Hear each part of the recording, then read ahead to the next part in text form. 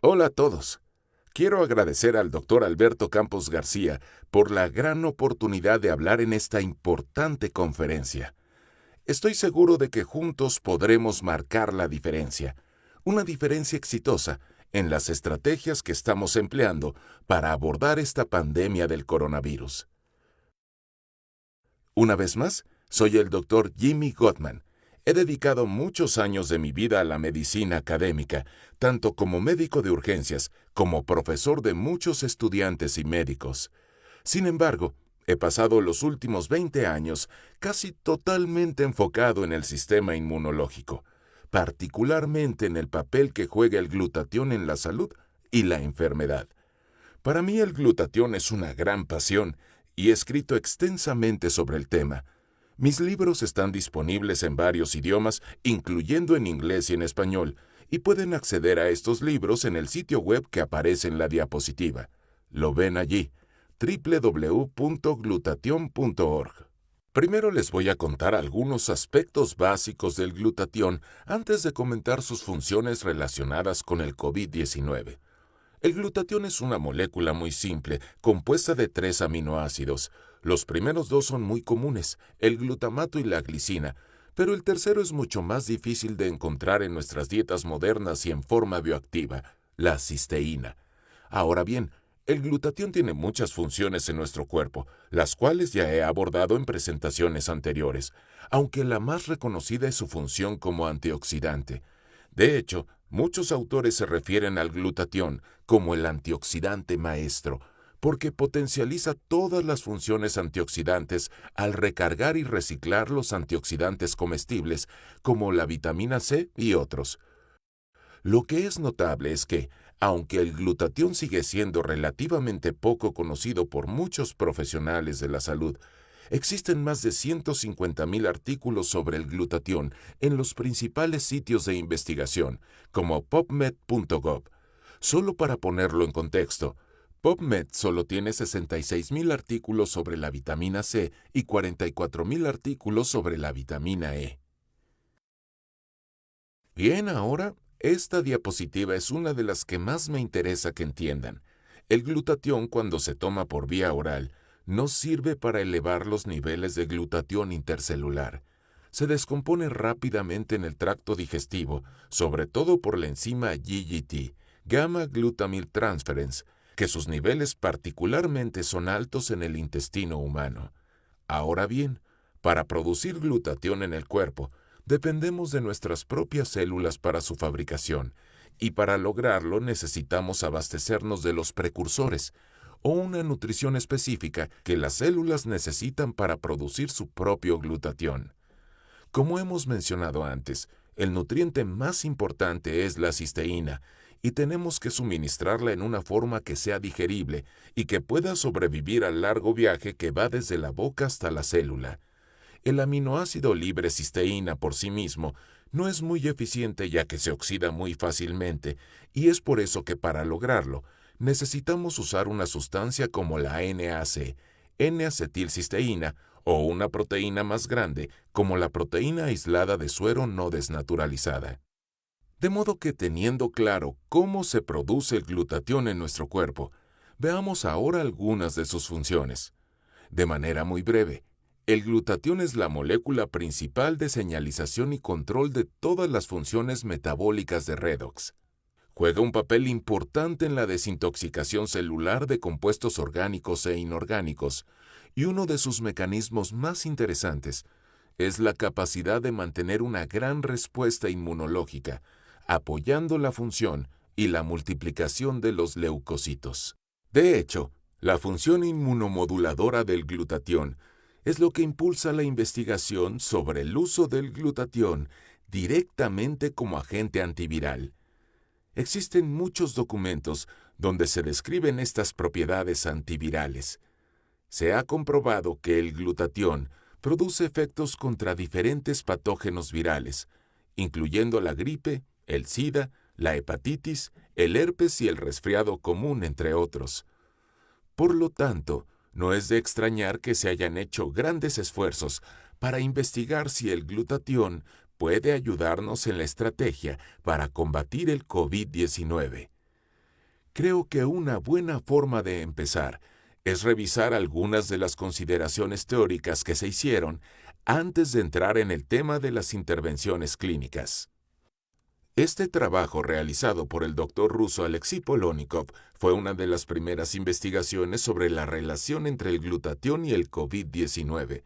Se centró en los síntomas más graves del COVID, así como en los aparentes factores de riesgo de que, para empezar, los pacientes contraigan el virus. Este estudio fue publicado en mayo del 2020, así que claramente el doctor Polonikov tuvo que haber empezado a trabajar en este estudio desde los comienzos de la pandemia. Partamos desde una simple línea de tiempo de la enfermedad, el contacto inicial con un portador del virus, y a medida que se permite que este virus se propague, existe un riesgo inminente de padecer síntomas que amenazan la vida, como el SDRA, síndrome de dificultad respiratoria del adulto, y muchas veces los enfermos pueden llegar hasta la muerte. Afortunadamente, en la mayoría de las personas, nuestras defensas inmunológicas innatas nos impiden llegar a estas etapas, pero existe un fenómeno que sabemos que ocurre en la mayoría de las infecciones prolongadas.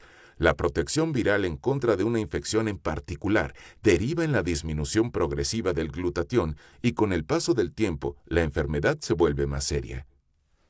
A lo largo de los años hemos aprendido más acerca del glutatión y hemos comprobado que existe un vínculo entre la falta de glutatión y la capacidad de los virus para potenciar su capacidad de propagación.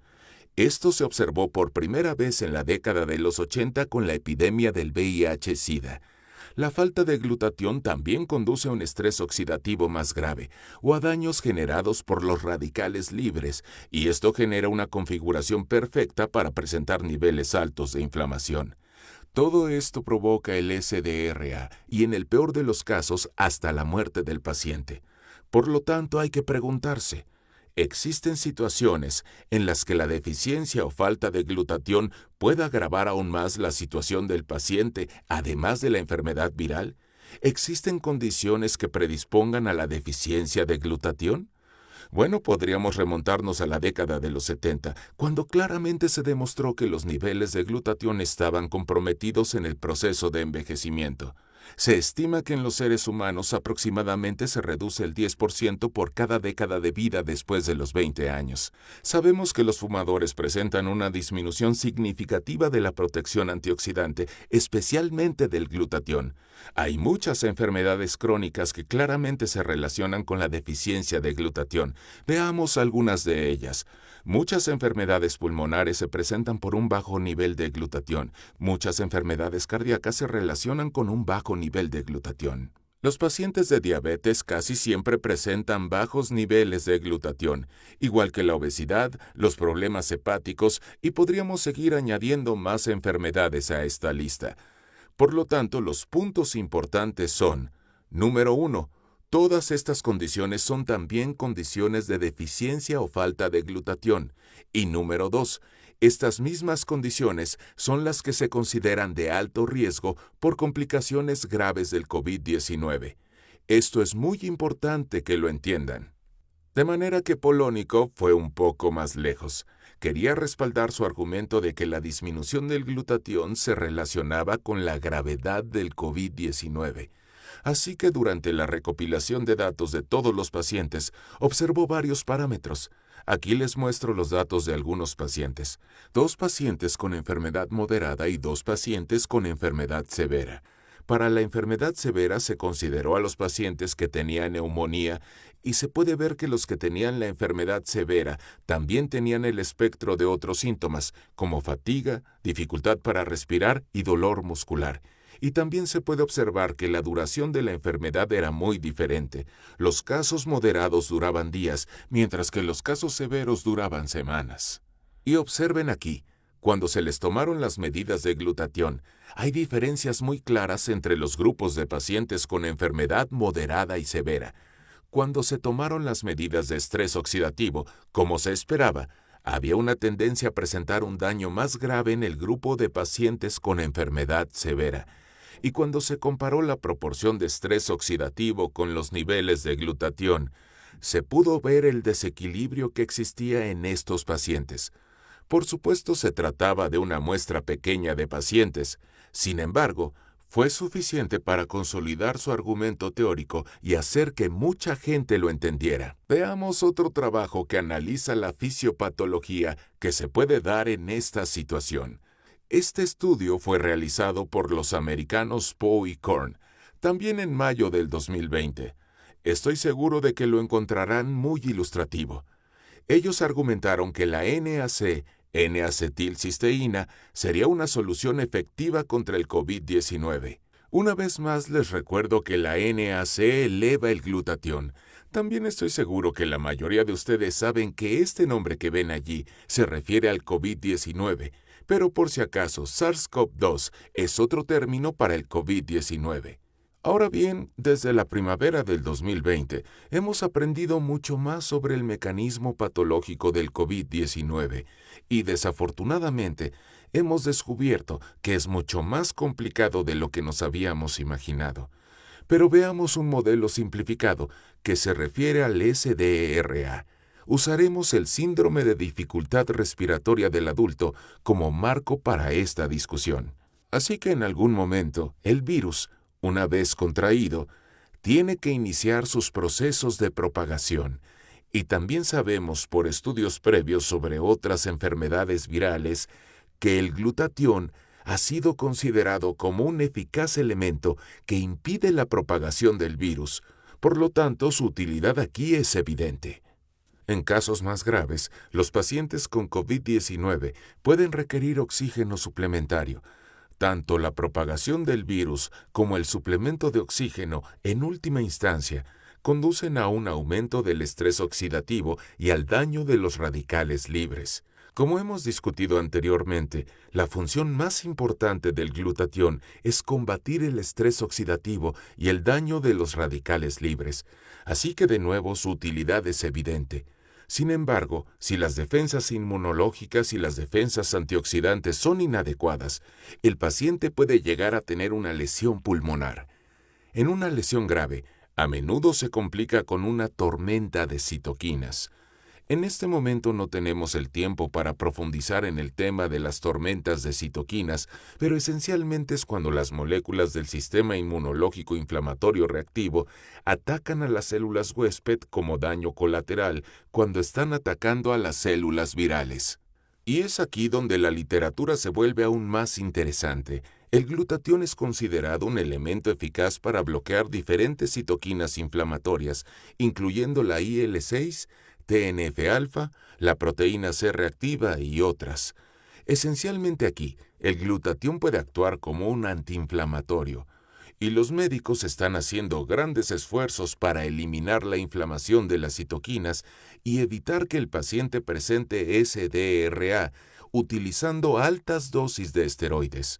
Se ha propuesto que se incluya al glutatión como parte de los esfuerzos para combatir al COVID-19, y solo como mero comentario, en mi último libro también escribí sobre el glutatión como un elemento efectivo para evitar el SDRA en otras enfermedades. Así que lo que acabo de mostrarles no son los únicos artículos que consideran al glutatión como una alternativa para combatir el COVID-19. Hay muchos artículos más. Me gustaría mencionarles uno que personalmente significa mucho para mí. Es otro artículo que argumenta a favor del uso de la sustancia potenciadora del glutatión NAC, y lo que me llamó la atención fue el autor, el Dr. Silvio de Flora. Conozco muy bien al Dr. de Flora por su trabajo sobre el glutatión y la gripe o influenza A. Hace más de 20 años publicó un ensayo clínico sobre el uso del NAC como tratamiento para la gripe. Era un estudio aleatorio doble ciego. Su equipo recopiló datos de una gran población de pacientes mayores que habitan en hogares de ancianos y los sometió a un tratamiento con el medicamento que potencializa el glutatión, NAC, durante 6 meses. Lo que le interesaba investigar era el efecto que podía lograr, si tenía algo que ver con contagiarse de gripa y la forma como los pacientes evolucionaban. Así que miren esto. No cambió la frecuencia con la que se contraía el virus, pero tuvo un gran efecto en los resultados. De los pacientes que dieron positivo en el test del virus, el 80% de los pacientes del grupo que tomó el placebo presentaron una enfermedad clínica. Sin embargo, solo el 25% de los pacientes del grupo que recibió el tratamiento del NAC mostró algún síntoma, aunque se documentó que estaban infectados. Así que supongo que para muchos de ustedes esto debe tener un gran significado como para mí. Si el doctor de Flora recomienda el uso del NAC para combatir estas enfermedades, voy a prestar más atención. Por lo tanto, es muy fácil encontrar otros autores que estén a favor del uso de esta estrategia. Muchos sugieren el uso del NAC, muchos sugieren otras formas para aumentar el glutatión, algunos sugieren el uso de técnicas intravenosas, otros prefieren agentes orales. No se preocupen, al final de la presentación les daré una lista de las lecturas sugeridas. Estos artículos vienen de todas partes del mundo. Este es un caso clínico de Nueva York. Por supuesto, este tipo de estudios clínicos son la forma menos confiable de los casos clínicos, pero este me pareció interesante por la siguiente razón. Se informó que los pacientes de este estudio tuvieron una mejoría real de los síntomas en la primera hora después de haber recibido el tratamiento por vía intravenosa. Próximamente podrán ver más informes sobre esto. Les pido una disculpa por las gráficas tan sencillas que usamos en esta presentación. El mecanismo real del COVID-19 es mucho más complicado. Se está haciendo bastante evidente que esta infección del coronavirus es una enfermedad del multisistema y hay muchos aspectos que aún se están descubriendo. Tengo que mencionar que muchos de estos otros daños de los sistemas están relacionados con la disminución del glutatión. Muchos problemas del COVID-19 se refieren a la actividad de la ACE2. El glutatión está involucrado. Muchos consideran que este virus es una coagulopatía disfrazada. De nuevo, el glutatión está involucrado. Podemos ver la tormenta de bradiquinina, podemos ver las consecuencias neurológicas. Todo esto tiene literatura que vincula los mecanismos con la función del glutatión. No es un secreto. Son áreas que están ganando la atención de las comunidades médicas y de investigación.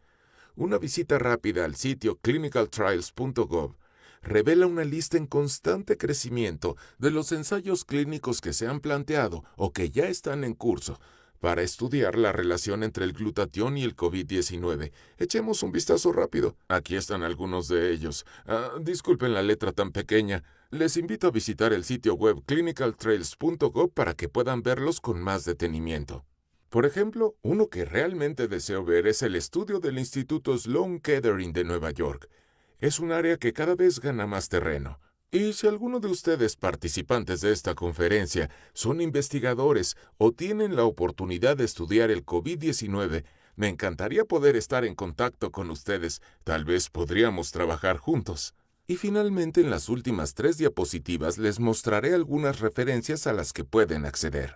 Voy a mostrárselas rápidamente. Estoy seguro de que si lo desean pueden recibir una copia de esta presentación de manera que puedan tener la conferencia por escrito. Una vez más agradezco sus aportaciones y su experiencia, y desde luego espero recibir noticias de todos ustedes próximamente, y gracias de nuevo por su participación y atención.